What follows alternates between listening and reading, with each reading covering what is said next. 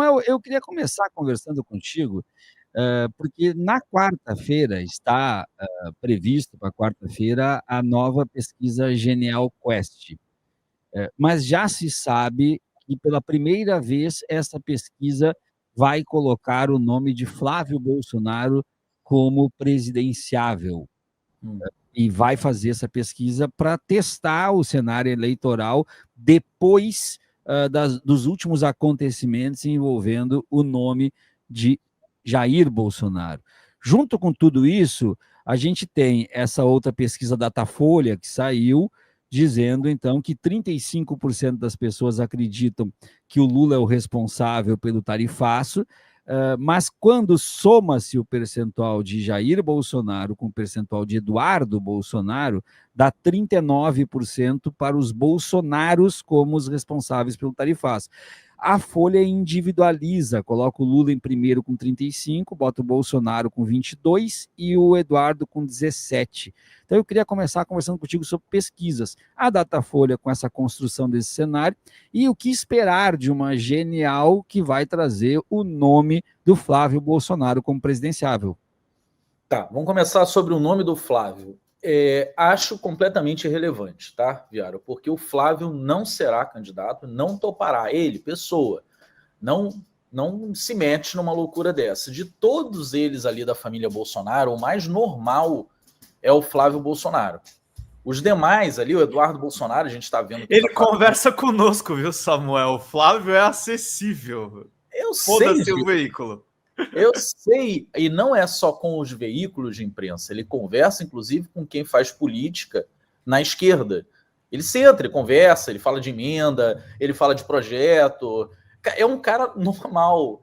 Só que ele é filho do Bolsonaro, entendeu? Ele carrega a fina de ser filho do Jair e carregar esse sobrenome. E, óbvio, ele não é idiota, ele vai usar isso a favor dele. Por que ele vai ser um cara que não se elege para nada, porque pessoalmente não tem uma grande virtude, se ele pode se eleger o que ele quiser, ou quase o que ele quiser, né, sendo um filho do Bolsonaro. Então, o Flávio, apesar de não ser o sujeito mais brilhante da época que ele nasceu, o que a maioria de nós não é também, né? Então, mas ele não é idiota. Ele não vai se colocar para perder uma eleição que todo mundo na política do Rio de Janeiro considera como ganha para senador. Todo mundo discute aqui qual é a outra vaga.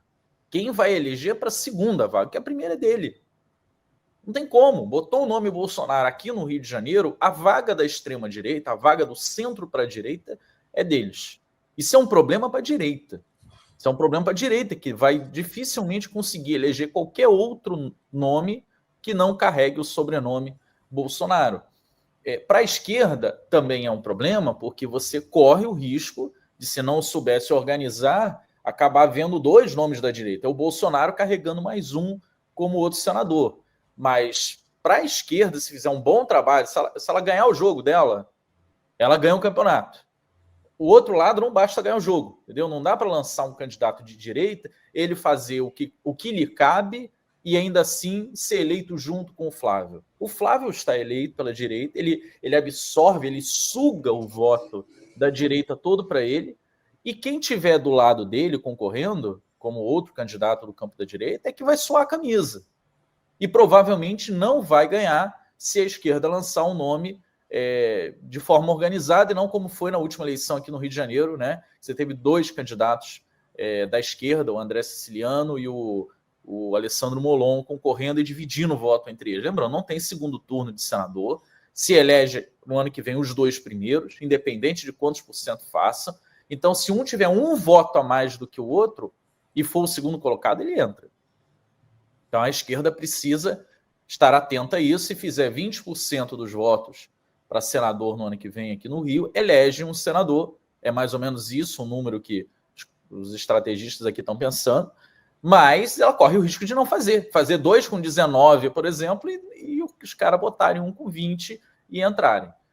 Então o Flávio não vai entrar numa maluquice dessa. Embora eu ache que para a pesquisa em si não faça tanta diferença. Até por ser um cara mais ponderado, né, o Flávio não é daqueles que chamam mais atenção do mercado consumidor, né, do voto da direita. O menino aí, o Carlos, fala essas maluquices que vocês estavam agora há pouco lendo aqui, que são esses devaneios que ele tem. Estão pensando em lançar ele candidato ao Senado em Roraima, depois primeiro em Santa Catarina. Estão tentando achar um lugar onde ele ganhe fácil. E não acho impossível que encontrem, tá? Lamentavelmente, eu não sou a voz da esperança feliz aqui, eu quero ser realista. Eu acho que o Carlos, se vier candidato ao Senado num estado em que eles façam boas medições, pesquisas, mas ele pode ser eleito. O Eduardo Bolsonaro não deve ser candidato a nada, por razões óbvias. Ele se colocou a missão de ser o defensor do pai no exterior, acusando o Brasil de viver uma ditadura. Não duvido que logo ele comece a defender que se anule voto no Brasil, como fazem, né, na extrema-direita, fazem em todos os países da América do Sul. O roteiro é o mesmo. Depois eu até vou entrar um pouquinho nesse papo do roteiro que eles fazem para criticar os países chamando de regime. Então o Eduardo está comprando esse caminho e dificilmente ele é candidato a alguma coisa no ano que vem. Então, Viaro, Flávio Bolsonaro na pesquisa, acho que vai pontuar semelhante aos outros Bolsonaro. Imagino que menos do que a Michelle. A Michelle é hoje o melhor ativo político da família. É mulher, é evangélica de verdade, né? Independente da gente discordar das visões teológicas dela, do uso que ela dá à religiosidade, me parece que de toda a família, a única que verdadeiramente acredita em Jesus e segue e compra genuinamente até mesmo os devaneios teológicos é a Michelle. Então ela tem uma ligação, isso é visível para qualquer um, que ela de fato é evangélica, que ela de fato usa o linguajar evangélico com propriedade, então ela sabe se comunicar diretamente com esse segmento da população. Acho ela, então, o melhor quadro para pesquisa, né, para disputa do bolsonarismo. Claro que campanha é outra história, a gente não faz ideia de como ela vai se comportar numa campanha. Mas para pesquisa, para lançar um nome e as pessoas, pela imagem que já tem previamente, indicarem voto, a Michelle, para mim, supera Flávio, Jair, os outros filhos todos. Bom, isso por um lado. Aí você vem para a pesquisa que a Datafolha lançou ontem. Você também me perguntou, Viário. Uhum. Essa pesquisa, ela me deixou desconcertado, assim, porque o que os caras fizeram? Eles pegaram os responsáveis, como se pegasse assim, quem é responsável pelo que aconteceu? Jair, Eduardo, Alckmin, Lula, Celso Amorim, e dividisse o nosso campo também em um monte de nomes. É porque o nosso campo não é dividido assim, né? Mas vamos dizer que eles pudessem dividir, pegar 3, 4 nomes que são esteios do Lula e botá-los ali. É óbvio que vai diluir entre eles a escolha dos pesquisados e ninguém vai sobressair. Foi o que eles fizeram do lado de lá. Eles dividiram a responsabilidade entre 2 CPFs que, na verdade, são o mesmo CNPJ. O Jair Bolsonaro é o grande beneficiário do que está acontecendo, mas efetivamente ele tem pouco falado a favor das sanções, porque ele não é burro, ele sabe o peso político que isso tem contra ele no futuro, então ele é o beneficiário, ele aponta, o que os caras estão fazendo, hein? Olha o que eles estão fazendo. E ele evita até dizer, se me livrarem, param de fazer, porque ele não quer que vá para o processo uma frase dele atribuindo aquelas ações, principalmente as contra o tribunal, porque as ações da Magnitsky contra o ministro Alexandre de Moraes podem ser entendidas como tentativa de obstrução de justiça, tentativa de retaliação contra o tribunal que o julga. Então ele evita, aconselhado por advogados e tudo mais, ele evita fazer a vinculação direta. Ele deixa para que o filho dele faça. Porque, meus amigos, independente de tudo que Eduardo Bolsonaro faça, não pode se responsabilizar o Jair pelo que o Eduardo faz, legalmente. Não pode. Então ele usa dessa estratagema jurídica. Deixa meu filho, que foi para lá e adotou essa estratégia em meu nome. Claro que isso tudo é combinado. Mas você não pode provar que é combinado. Ninguém pode provar. O Jair virou para o Eduardo e falou assim, filho, pegou ele pelo cangote, falou, filho, vai lá, faz isso, isso, isso, isso. Se tivesse uma prova disso, pronto, aí o Jair também é responsável por tudo que o Eduardo está fazendo. Mas como fica no âmbito do todos nós sabemos, mas não podemos provar, ele se livra dessa responsabilidade no julgamento. E aí o Eduardo compra esse BO, né?